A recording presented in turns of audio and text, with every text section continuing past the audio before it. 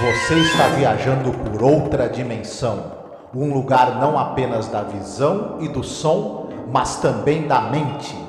Uma jornada em uma terra maravilhosa, cujos limites são os da fantasia. Sua próxima parada, além da imaginação.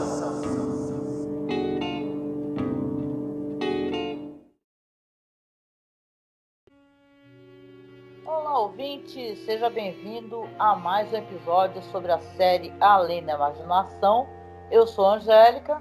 E eu sou o Marcos. Hoje nós iremos falar sobre o episódio número 93 no geral da série, episódio número 28 da terceira temporada, The Little People, as pessoas pequenas, ou então os pequenos.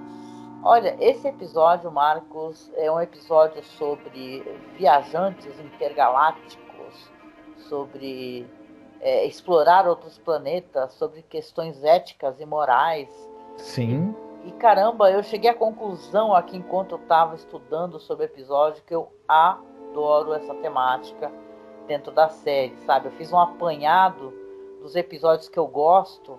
E, por exemplo, Eled, né, que eu vivo falando, né, de Eled, que é um episódio lindíssimo, um episódio muito bonito.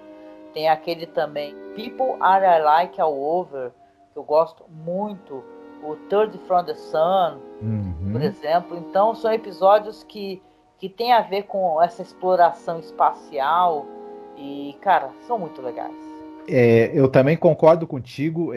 Os episódios que falam de viagem espacial e chegada a outros planetas e o destino, que é interessante que o pessoal compara muito os episódios dessa temática em Além da Imaginação com histórias do Bradbury.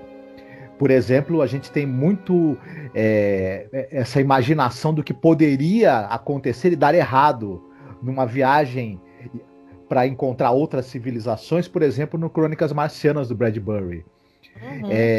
Ele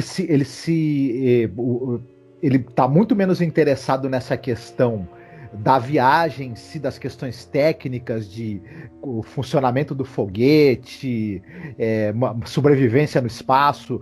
O pessoal prefere muito mais brincar com essa coisa do encontro com o desconhecido e criar fantasias, até fantasias meio sinistras, sobre o que poderia acontecer nessas viagens e que seres os astronautas iriam encontrar e que outras realidades eles teriam contato.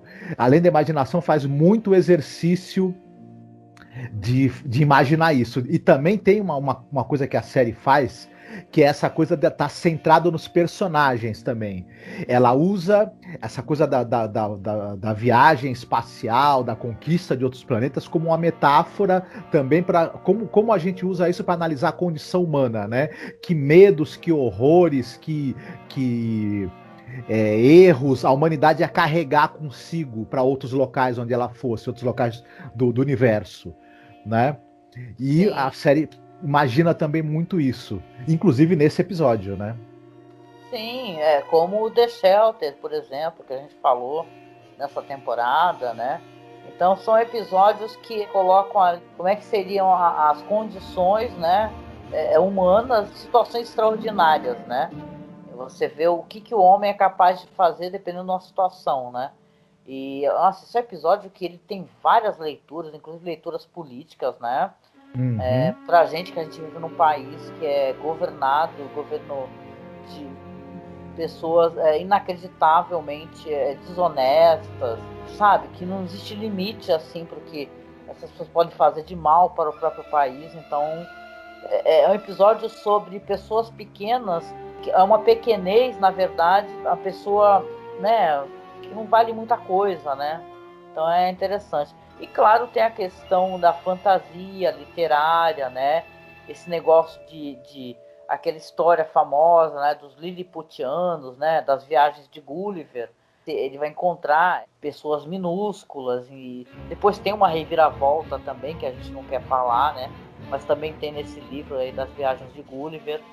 Então é muito legal, gente, é muito legal. E eu acho que é filmado assim, de uma maneira muito interessante. A gente vai ter novamente William F. Claxton, né? Fazendo aí uma aparição aí na série, né? vai ter muitos elementos ali do Planeta Proibido, né? Um filme seminal para que The Twilight Zone acontecesse, né? Porque muitas coisas acontecem nos estúdios da MGM, porém tem muita coisa de Planeta Proibido, novamente, né? E umas cenas também, né? A cena de foguete, né? Subindo também já é uma coisa que foi retirada de algum outro elemento, material já pronto, né? Se não fossem as sobras de produção do Planeta Proibido, não tinha episódio de ficção científica na série Além da Imaginação. Precisaram usar, né, em todos, praticamente. Enfim. Falando do diretor William F. Claxton, a gente já falou sobre ele, né? Ele dirigiu trocentos episódios do Chaparral, do Bonanza, dos Pioneiros, séries de western, por exemplo. Ele era um cara que trabalhava muito em séries dessa temática, mas também fez série de ficção científica, dirigiu episódios da série Fama também, dirigiu episódio de série policial. Era um cara meio pau para toda a obra, né? O Joey Maros, que ele faz um dos dois astronautas aqui desse episódio, ele era um ator também muito concentrado e era um cara que fazia de tudo. Ele fazia policial, faroeste, drama, suspense, romance, o que um cara com uma longa carreira na televisão, né? Então é um ator muito versátil. Assim, é impossível que as pessoas aqui no Brasil não lembrem da cara dele, porque ele estava em tanta série de TV diferente e muitas que passaram no Brasil. Então ele tá no Túnel do Tempo, Viagem ao Fundo do Mar, e, enfim, Bonanza, enfim, trocentas mil séries, o cara, né? E a gente vai falar um pouco também sobre, nos centrar um pouco na atuação dele nesse episódio, que eu acho que ela tem algumas qualidades e defeitos, assim, importantes na atuação dele. Sim. Né? O Claude Atkins, a gente vai lembrar dele, por exemplo, do episódio The Monsters Are Due to Maple Street, né? Sim, ele é uma face facilmente reconhecível, né? Porque ele é um dos mais revoltados, né, desse episódio. Ele era um cara que ele tinha essa voz marcante, né? Ele tem uma voz muito sonora, muito forte, muito marcante. Para mim, é um dos grandes traços desse ator. Ele é um cara. Ele fez muitos policiais em séries de TV, xerifes. Ele tem um jeito durão, né? Pelo menos me parece. Ele passa assim um jeito de um cara casca-grossa, durão. E ele trabalha muito bem essa coisa do homem com elevado senso de moral. Ele passa isso muito bem, uma credibilidade. Embora também ao longo da carreira tenha feito vários vilões e escroques em séries também. Ele também conseguia fazer um sujeito de moral duvidosa muito bem. Tá em muitas séries também ele fazia mais série policial e de faroeste, até por conta da aparência dele, né? Ele cai bem como policial ou como cowboy, por exemplo. Né? E ele era um ator, eu acho ele um excepcional ator. Lembro dele participando de episódios de muitas séries que eu via na televisão, e ele sempre me chamou a atenção quando ele aparece. Ele é um cara que tem uma figura e uma atuação sempre muito marcantes. Sim, eu concordo muito contigo. Esse é um ator que ele deixa uma impressão muito forte, né? E é legal ele estar em episódios tão bons da série, né? Sim. Eu considero, gente, esse um dos melhores episódios da temporada, tranquilamente, né? Duas curiosidades que tem sobre o Claude Atkins. O pessoal deve lembrar que passava na televisão a série As Aventuras de BJ, lembra? Ai, caramba, eu não lembro.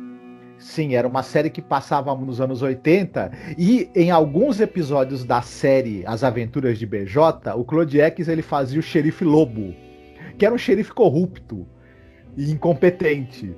Ele fez tanto sucesso, esse personagem da série Das Aventuras de BJ, que ele ganhou uma série própria, a série do Xerife Lobo, que também passou na televisão. E ele também, nos anos 70, ele fez uma série chamada Moving On, que era a história de dois caminhoneiros que faziam fretes ao longo dos Estados Unidos e viviam aventuras. Ele era um personagem que era um pouco mais velho e ele viajava junto com o outro caminhoneiro um pouco mais jovem. Essa série possivelmente influenciou a criação da série Carga Pesada. Ai, caraca! É uma cilada, Bino! Isso. Eles tinham algum jargão, assim, algum negócio, jargão não, alguma frase de efeito? Não, isso eu não lembro. Isso eu não lembro. Mas o Claude Akins fazia o Sonny Pruitt, que era um dos caminhoneiros, né? Então, essas duas curiosidades aí que eu tinha sobre ele também, para falar. Ah, muito legal. Eu tenho algumas coisas para contar também, mas eu preciso fazer a sinopse, porque tem a ver com a questão do desfecho, né? Uhum. Mas bora lá, hoje seria a minha vez, né? De fazer a sinopse, correto? Sim, senhora, por favor. Então vamos lá. Nós teremos ali os astronautas William Fletcher, que é o capitão, e o Peter Craig, que é o copiloto. O Peter Craig, né, ou Craig, como um trata o outro, né, é um cara descontente. Eles acabaram ali pousando num desfiladeiro num planeta alienígena para poder consertar a nave, porque eles passaram por uma chuva de meteoros, né? E o Fletcher está perguntando pro Craig o que ele gostaria de fazer, né? Porque na verdade ele não está querendo comer a comida, inclusive ele meio que joga a lata do alimento ali no capitão, né? E o cara fica bravo com ele. Ele se demonstra, o Craig, ser um cara com uma má vontade, né? Que não está querendo resolver as coisas para que eles possam, né, consertar a nave, para que eles possam sair do planeta. Eles têm problemas porque é um planeta que, por exemplo, tem 2 sóis, né? Ou seja, um calor infernal, né? E o Craig, ele está averiguando ali, vendo ali, procurando, ele sai para poder ver se localiza água e tal. E o Fletcher começa a desconfiar, inclusive, das atitudes dele. Ele vai consertando a nave ali, o Fletcher, né? Um dia o Craig retorna e o Fletcher começa a desconfiar dele, porque ele não tem bebido água nos últimos 2 dias, né? Ele fala, nossa, onde é que você está tomando água, né? O que você tem feito, né? Que você não tem relatado. E ele tenta esconder, tem um saco ali com alguma coisa, né? É uma cena até muito engraçada, gente, porque ele tem uma latinha, parece que o cara encontrou alguma erva ali, sabe? É bem divertido esse diálogo, alguém deveria refazer esse diálogo, trocar a legenda, que ficaria engraçado. Mas de qualquer jeito, ele acaba descobrindo que o Craig, ele encontrou água, né? Aí ele pressiona, fala, você vai me levar onde você encontrou essa água. Na verdade, naquela latinha ele mostra, né? Ele pega uma lupa, são árvores, né? Na latinha, né? Muitas árvores, né? Só que são árvores diminutas. Aí ele faz o Craig levar ele, né? O Fletcher fala, você vai me levar. O Craig mostra que ele encontrou uma cidade povoada por pessoas muito pequenas, do tamanho de formigas, né? Só consegue enxergar corretamente com a lupa, né? E eles veem que tem todo um ecossistema ali, tem florestas, tem um rio que ele fala que, inclusive ele descreve como é que é esse rio, que é algo como se tivesse 5 centímetros, mas, né, nesse pequeno universo é um rio enorme, né? Tem um porto. Então você vê ali que ele encontrou toda uma sociedade diminuta. E ele fala que toda essa população tem muito medo dele. Craig fala, essa população tem muito medo de mim. Ele vai se referindo a si mesmo como um deus.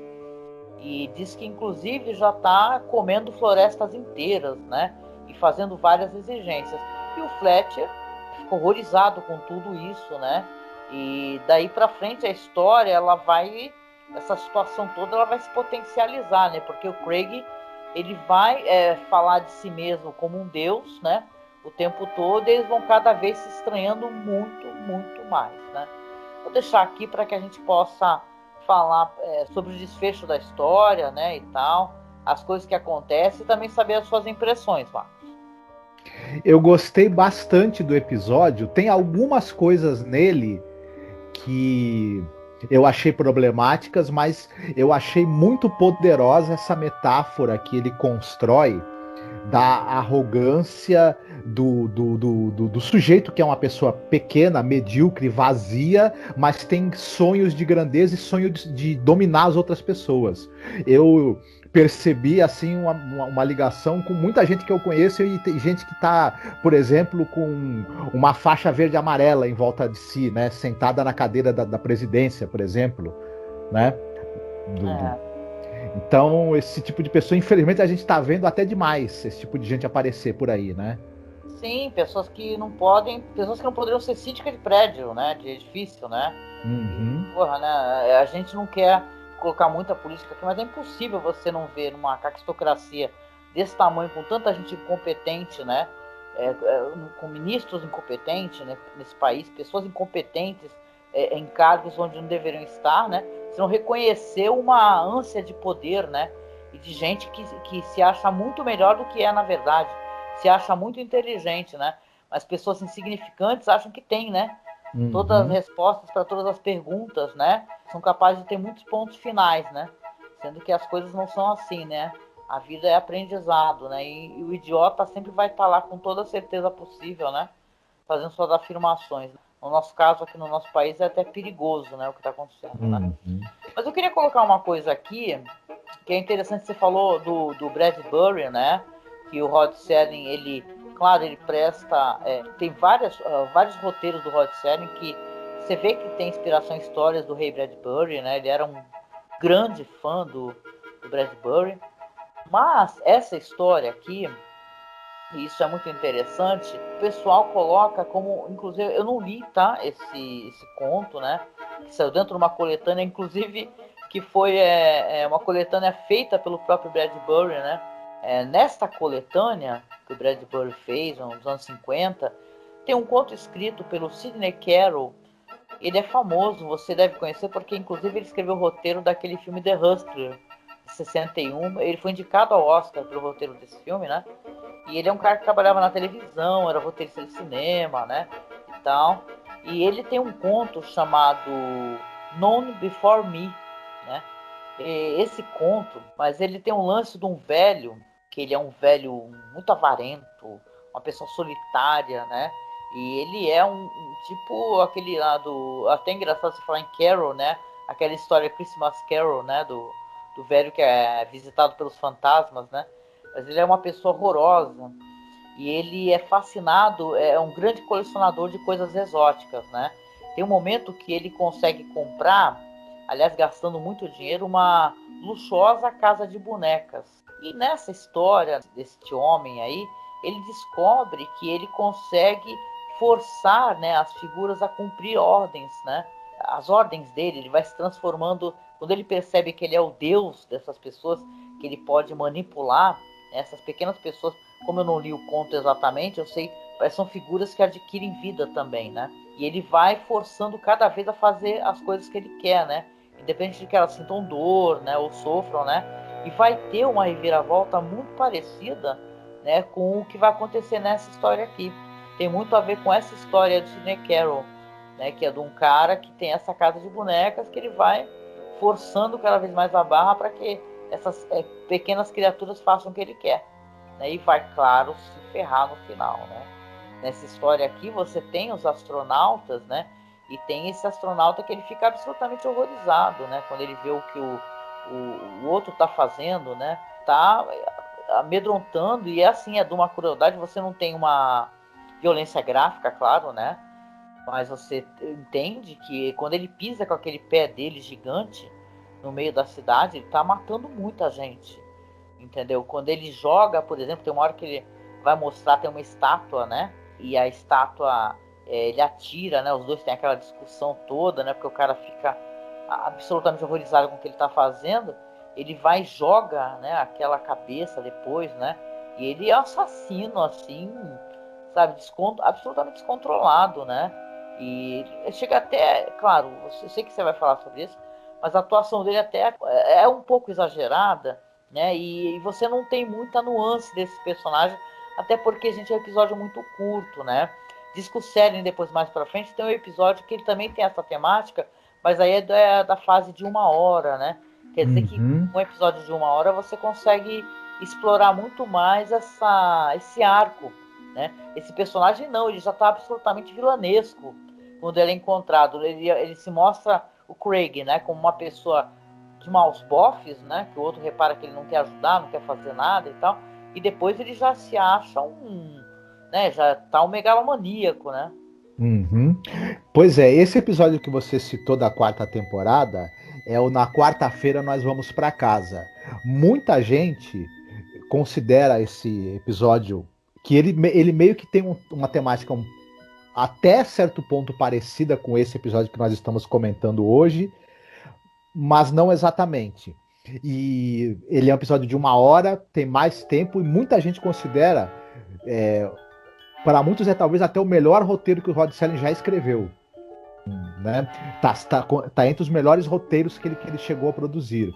É um episódio inacreditável, mas nós vamos ter a oportunidade, possivelmente, de falar dele, né? Em breve.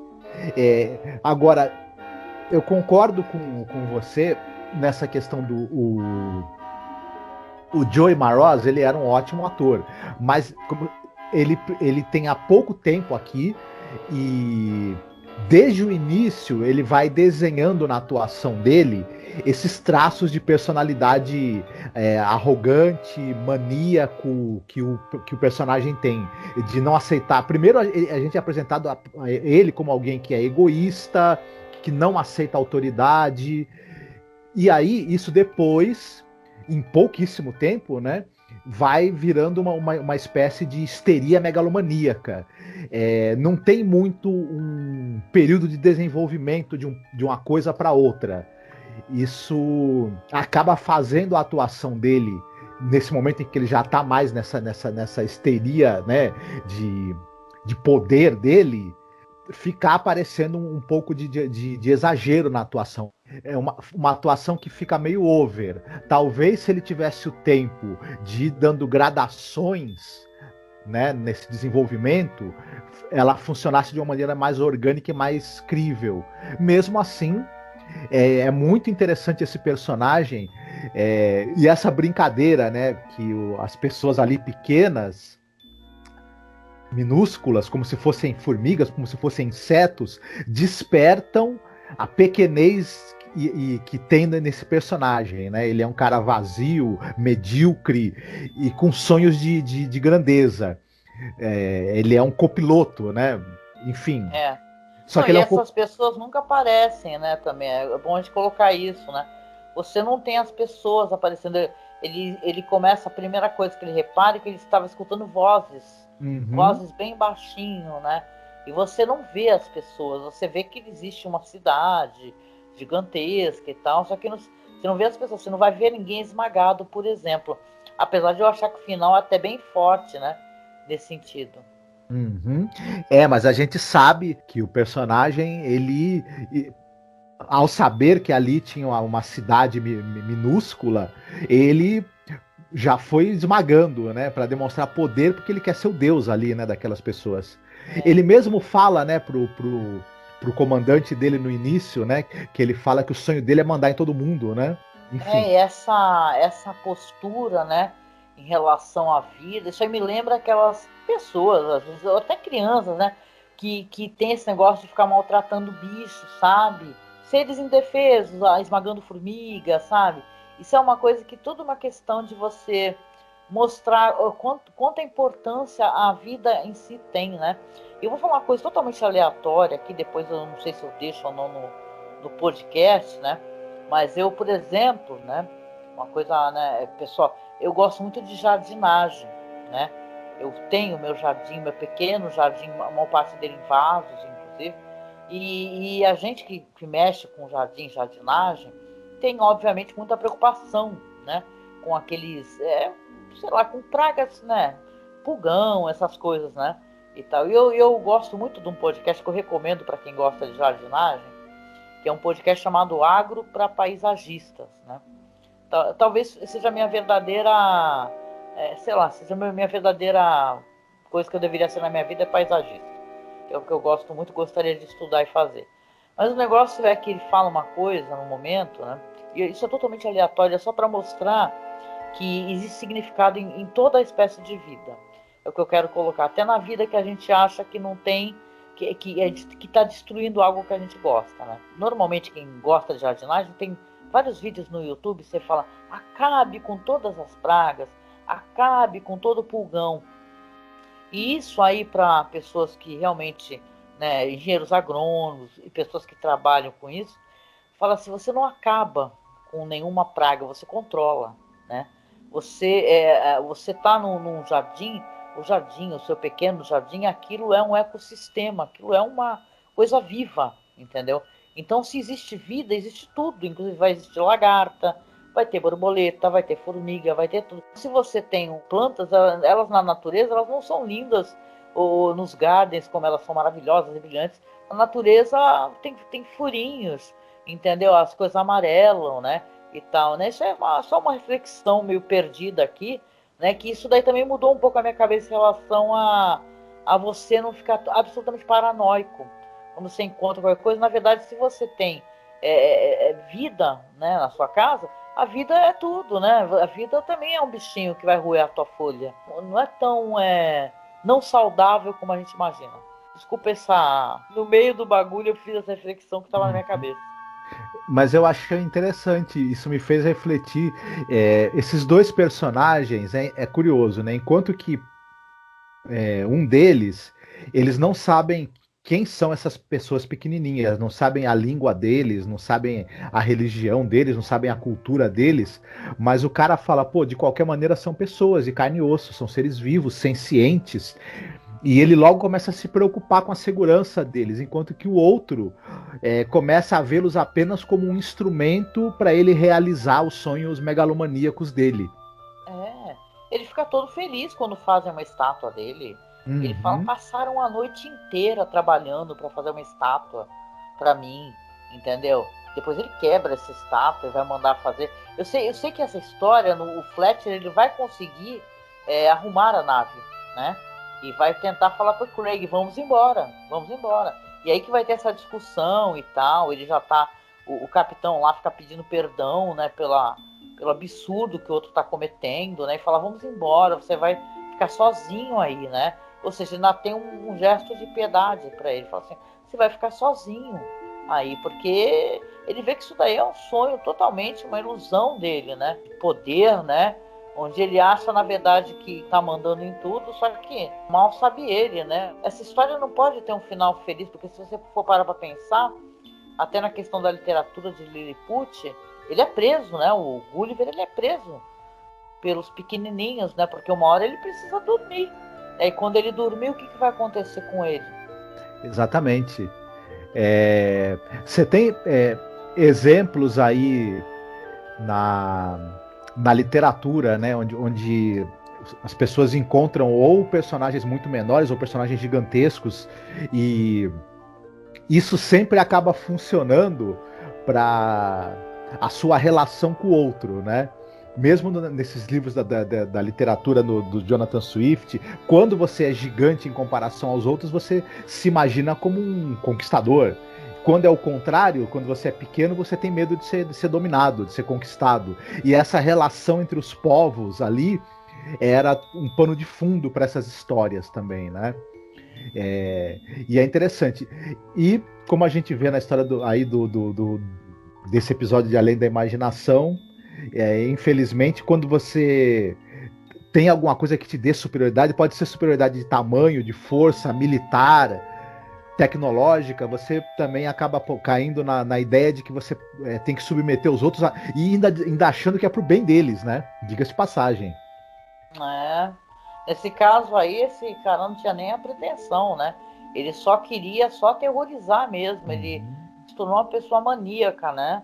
Total e completamente. Ele ficava pisando e destruindo até para mostrar para vocês que vocês devem ter medo de mim. Eu sou um deus, eu sou um deus. O Fletcher vai embora e deixa o cara sozinho, né? E o desfecho desse episódio é inacreditável. Eu gostei muito dele. Uhum. Entendeu? Para mostrar a questão da insignificância e o quanto você acha que você é foda, maravilhoso, incrível, né? Intocável, não é? Não é assim que tem Uhum. vários psicopatas aí, que inclusive tem um na presidência, né? Você é intocável, né? E não é assim, entendeu?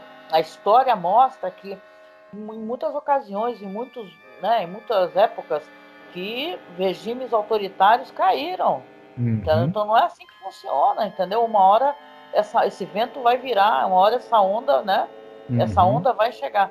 O negócio é que no final da história aqui, o outro vai embora, deixa ele sozinho. O lance é que aí quando ele é deixado sozinho, aí ele começa a escutar um barulho bem alto, e ele começa a falar, se falando para os pequenos, né, seres ali, inclusive, né, falando, olha, esse barulho bem alto deve ser uma nave, mas eles vão embora, eles vão embora, eles vão embora, e tampa os ouvidos, né, e o barulho ensurdecedor para, né, e ele fica, parou, ainda bem, foram embora.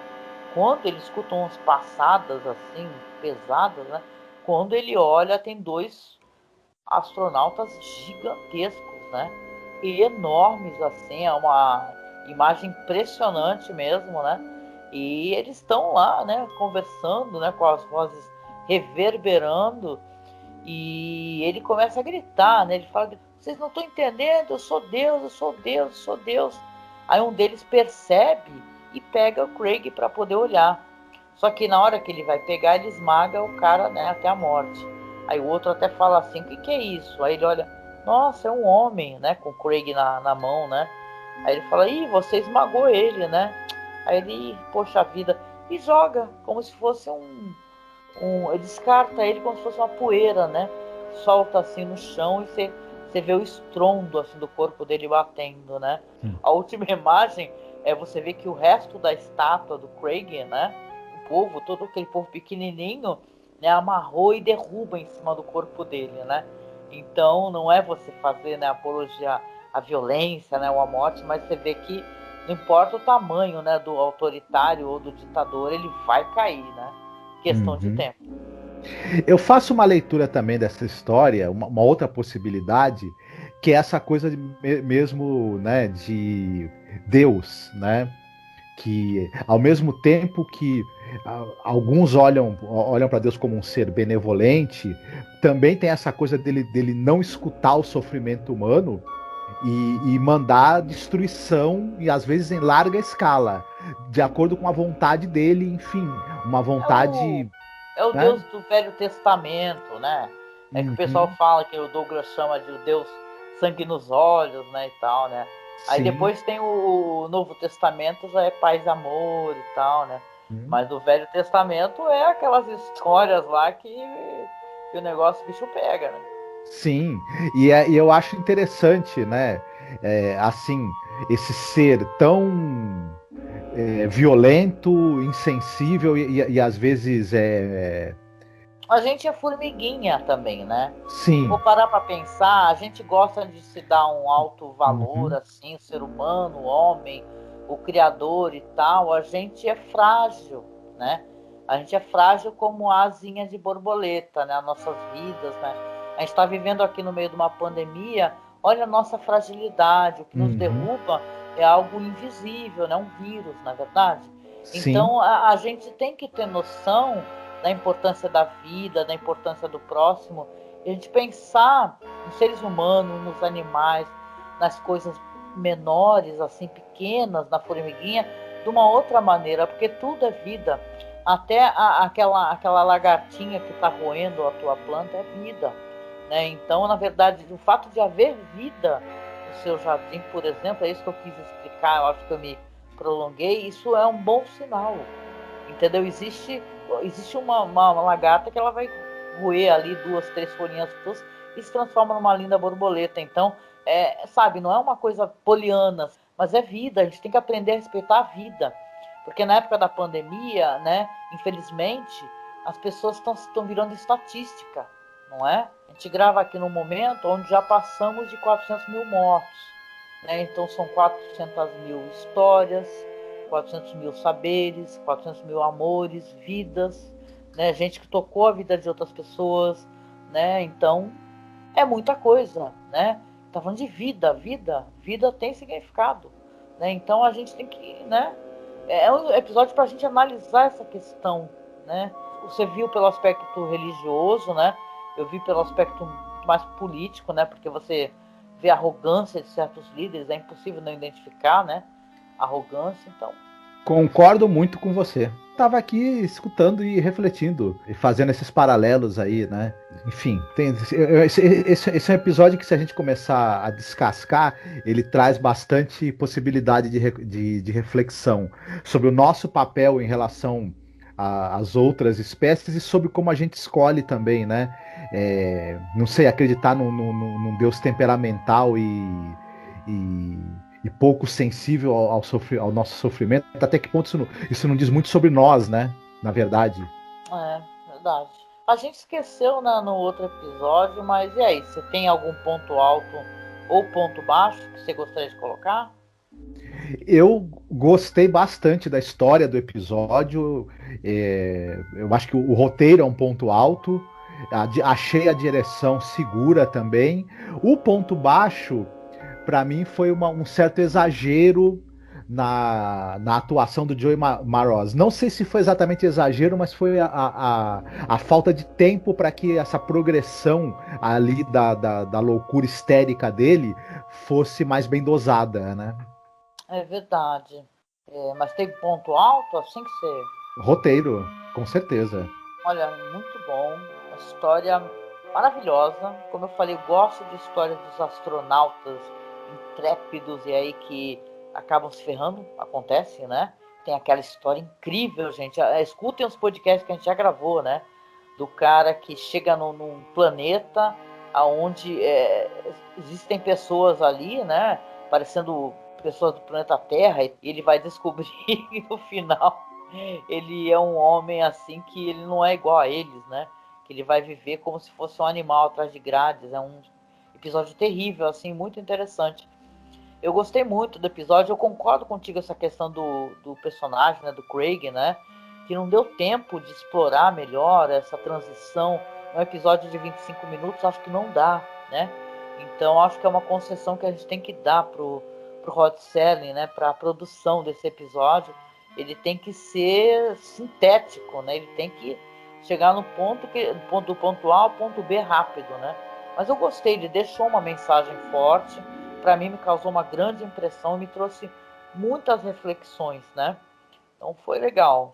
E sobre filme, você separou alguma coisa? Sim.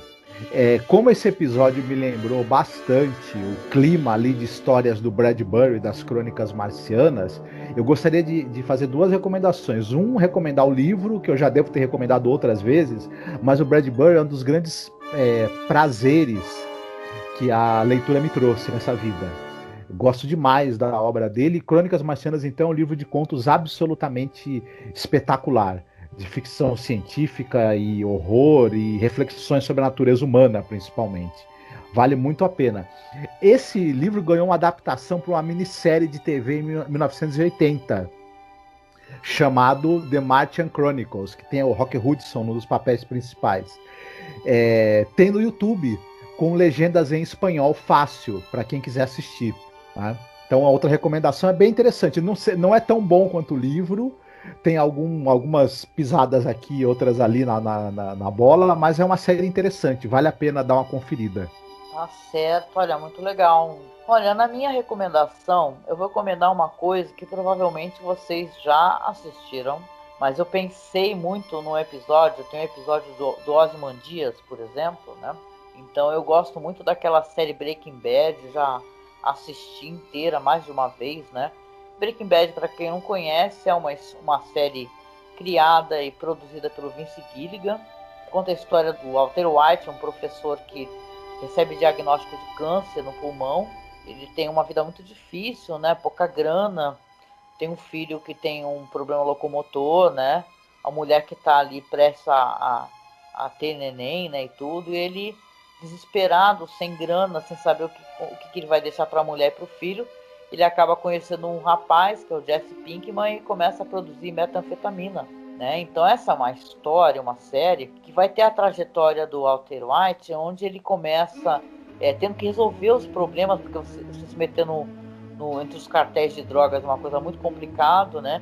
Ele vai passando por tudo isso, sobrevivendo a vários perigos, né? E claro, também vai ter a coisa, né? Breaking Bad, a quebra, né? E ele vai se transformando, ele vai se achando cada vez mais um deus. uma pessoa super poderosa. Não quero falar muito, né? Talvez alguém aqui que esteja ouvindo não tenha assistido, mas eu acho que tem tudo a ver, assim, para quem tiver agora nessa época que o pessoal tá maratonando coisas, quem não conhece, né? Para quem já assistiu, acho que vale a pena fazer a revisão, porque é muito interessante, né? Uma série muito bem atuada, o Bryan Cranston tá ótimo, sabe? Todo elenco, né? Tem a Anna Gunn, tem o Aaron Paul, tem um grande elenco, é maravilhoso, assim, é uma série que fez muito sucesso na época dela, então eu acho que é uma boa recomendação, né? Uma pegada do que acontece, só que no caso de Breaking Bad você vai ter uma coisa que não tem aqui no episódio, você vai ter exatamente como é que isso acontece, como você pode se transformar num monstro, como você pode ter essa síndrome de Deus, que você manda em tudo, né? Você manda na vida dos outros, né? Você destrói a vida dos outros, então é bem legal, né, Marcos? Goddamn right. Como é que é Say My Name, né? Quando ele acha que ele tá com tudo e não dá prosa. Muito bom. Tá bom, a música que eu escolhi para tocar no final aqui do episódio é uma música da Mercedes Sosa. Eu vou escolher essa versão com a Beth Carvalho, que é a música é Eu Só Peço a Deus, Solo Le Pido a Dios. Uma bela música que fala sobre questões políticas, né, sobre a luta do povo. É uma música emocionante e tal. Espero que vocês gostem dela, viu? Uau! Chegando no finalzinho aqui, a gente deixa as redes sociais, então siga lá a nossa página do Facebook, tá? Que é @masmorracine, nossa página de fotos, curiosidades, bastidores da série, que é The Twilight Zone Behind Scenes. Temos o nosso perfil no Instagram, tá? Que nosso amigo William Funchal está lá, ajudando a atualizar, colocando vídeos, fotos, tá? Que é @masmorracine. No Twitter, nós estamos com Masmorra_Cast. Nossos perfis de apoio são no Padrim e no Colabore Aí. E temos agora a Pix. Então você, se puder, colabore com a gente para manter o nosso trabalho vivo, tá certo? E a gente chega no final deixando um beijo para você, desejando que todos nós tenhamos força, né, para lutar contra as adversidades pelas quais nós estamos passando, né? Contra esses verdadeiros psicopatas, né, que estão no poder nesse momento, né? Vamos nos juntar, né, todos nós que temos amor à vida, né, e defendemos a vida, não temos o desejo de morte, de eliminação, né, do outro, de todos os seres viventes, né? Estamos juntos aí nessa luta, né? O negócio é isso. A frase é: ninguém solta a mão de ninguém mesmo. E a gente se encontra no próximo podcast sobre Além da Imaginação. Fiquem bem. Estátua para ditador megalomaníaco só se for feita de estrume. Muito bom, tá certo. Beijo, até o próximo programa. Tchau.